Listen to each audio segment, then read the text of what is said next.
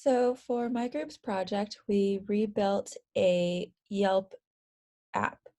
So we took the web page and broke it down into its main components and decided to re-render, recreate those things. And so what I did was I did the CL photos portion, which is the carousel that you see when you go into a particular items page, where you can click through the photos that either users have posted or the restaurant itself has posted. And then when you click on one of the photos, it pops up a modal, which basically displays that main photo. And then it has a sidebar that displays a bunch of other photos that you can click on and click through. And so I redid those parts. Some things that I had to do differently because of the way Yelp's app is set up is I had to change the CL Photos button. So on the Yelp app, if you click CL Photos, it will actually open up a brand new page. And so since we're all trying to keep this into a one-page app, what I did is I made that CL Photos button actually open up the modal. Um, and I removed the ability to click an individual photo to display the modal, which I suppose I can add in later. But I decided to just do one because you don't, and I don't know, I guess I just didn't feel like it was necessary to have a bunch of different click functions or ways to open up the photos.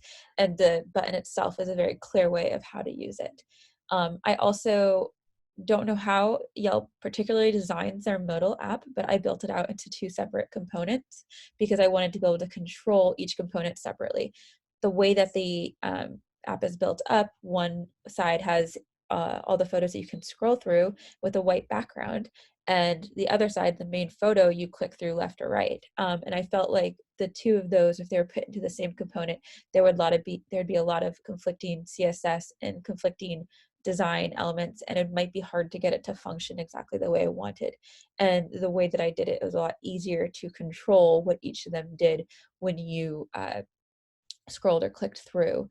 And I suppose that's something I can change later. One thing I do want to add is in the sidebar, when you click a photo, I want you to be able to uh, have that photo pop up on the other side in the main modal.